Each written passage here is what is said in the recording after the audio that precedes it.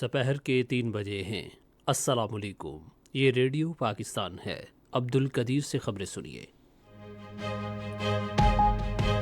اہم خبروں کا خلاصہ۔ نگراں وزیر خارجہ نے غیر قانونی طور پر زیر قبضہ جموں کشمیر پر اپنے تسلط مستحکم کرنے کے لیے بھارت کی غیر قانونی اقدامات کی مذمت کی ہے۔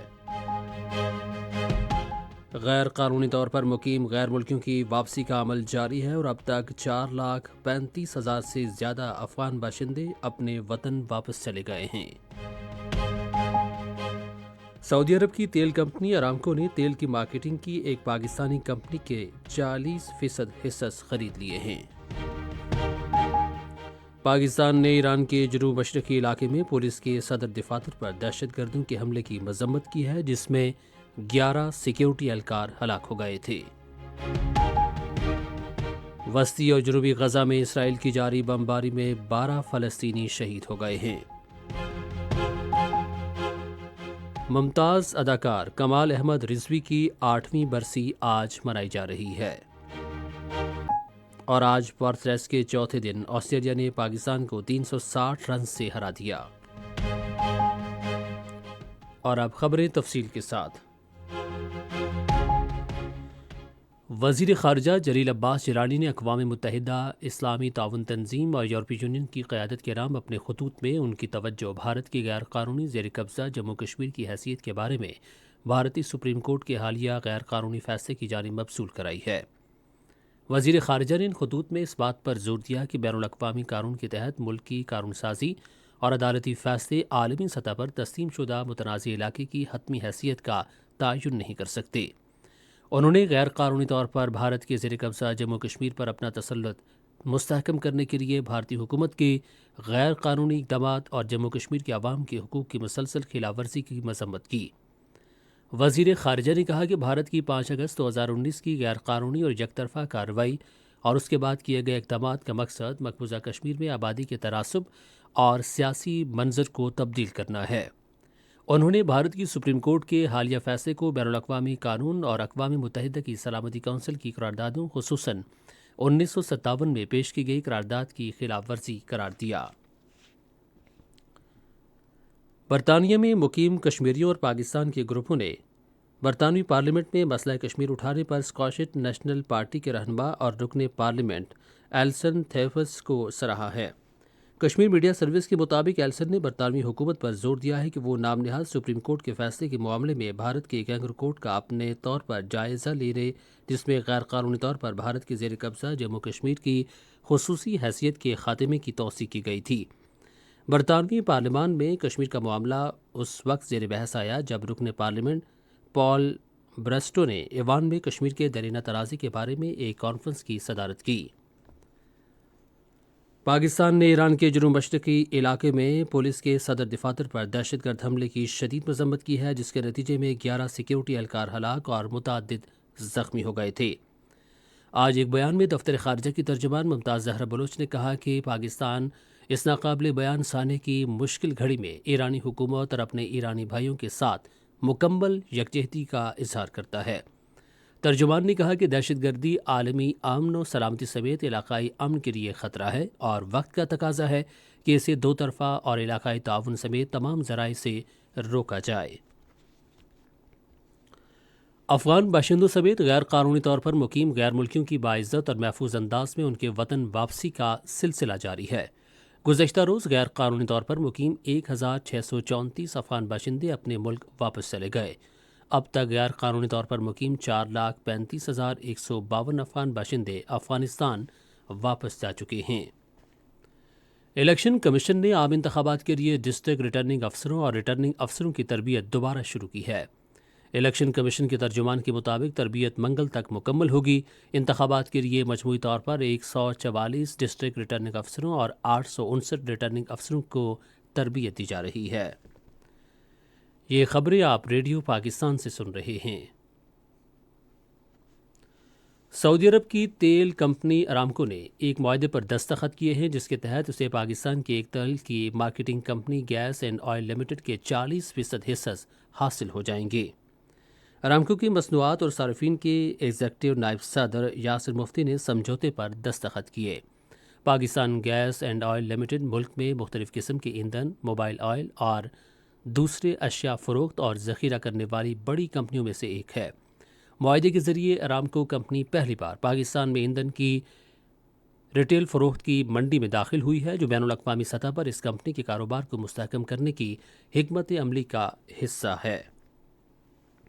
ملک بھر میں بجلی چوری میں ملوث افراد کے خلاف کارروائی جاری ہے۔ تفصیلات کے مطابق اس ماہ کے دوران 2 ارب 36 کروڑ روپے وصول کیے گئے، جبکہ بجلی چوری میں ملوث 222 افراد کو گرفتار کیا گیا۔ ستمبر سے رواں ماہ کی 10 تاریخ تک بجلی چوری میں ملوث افراد سے 53 ارب 65 لاکھ روپے وصول کیے گئے ہیں۔ متعلقہ محکمے بجلی چوری کے خلاف کارروائی جاری رکھنے کے لیے پرعزم ہیں۔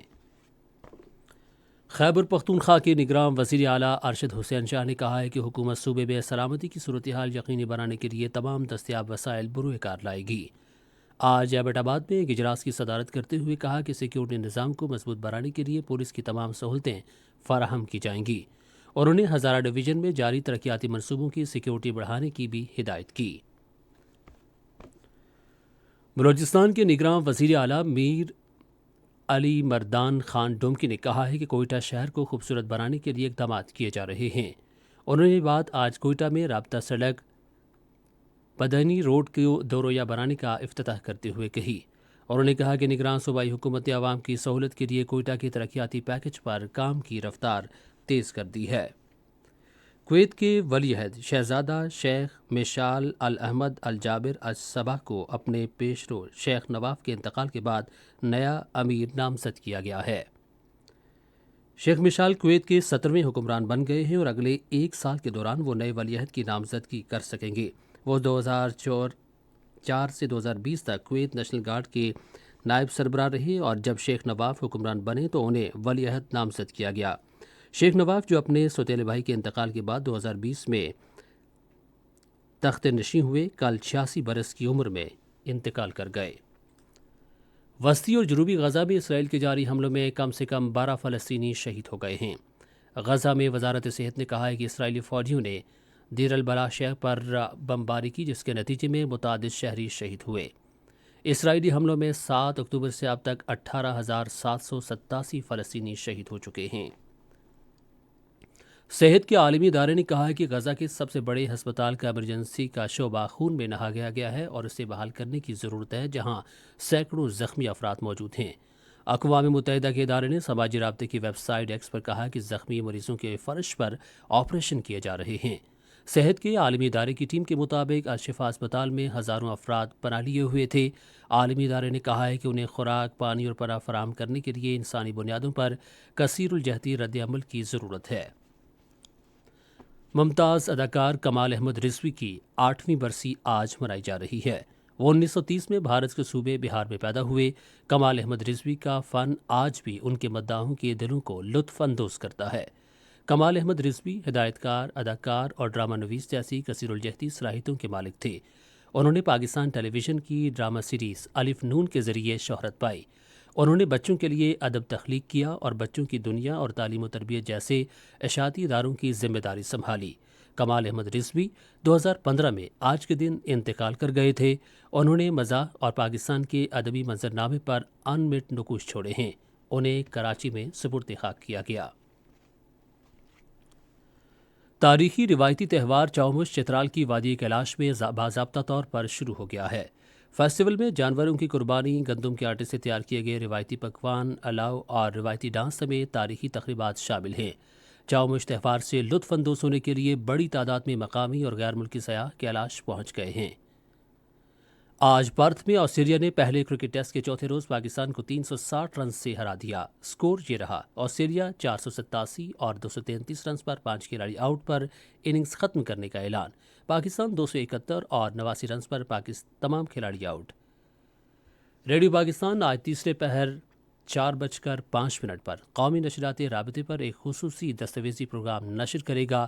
موضوع ہے ڈسکور پاکستان۔ اس کے فوری بعد بچوں کا پروگرام جگنو تارے نشر کیا جائے گا۔ اور اب موسم۔ محکمہ موسمیات کی پیشگوئی کے مطابق آئندہ 12 گھنٹے کے دوران ملک کے بیشتر میدانی علاقوں میں موسم زیادہ تر سرد اور خشک رہے گا۔ گلگت بلتستان کشمیر میں مطلع ابر آلود رہنے، ہلکی بارش اور پہاڑوں پر ہلکی برف باری کا امکان ہے۔ پنجاب، خیبر پختونخوا اور بالائی سندھ کے میدانی علاقوں میں رات کے وقت اسموگ اور دھند چھائے رہنے کا امکان ہے۔ آج ریکارڈ کیے گئے بعض شہروں کا درجہ حرارت: اسلام آباد اور Peshawar 18 degree centigrade, Lahore 17، Karachi 27، Quetta 7، Gilgit 6، Muzaffarabad 12، مری 8، سری نگر 8، جموں 19 اور لیہ میں 3 ڈگری سینٹی گریڈ ریکارڈ کیا گیا۔ آخر میں خاص خبروں کا خلاصہ ایک بار پھر۔ نگراں وزیر خارجہ نے غیر قانونی زیر قبضہ جموں کشمیر پر اپنے تسلط مستحکم کرنے کے لیے بھارت کی غیر قانونی اقدامات کی مذمت کی ہے۔ غیر قانونی طور پر مقیم غیر ملکیوں کی واپسی کا عمل جاری ہے اور اب تک 4,35,000 سے زیادہ افغان باشندے اپنے وطن واپس چلے گئے ہیں۔ اور آج پر ٹیسٹ کے چوتھے دن آسٹریلیا نے پاکستان کو 360 رن سے ہرا دیا۔ اسی کے ساتھ خبریں ختم ہوئیں۔ مزید خبروں اور تجزیوں کے لیے ہماری ویب سائٹ ہے radio.tov.pk اور فیس بک کے link radio Pakistan news official پر براہ راست ویڈیو سٹریمنگ بھی ملاحظہ کیجیے۔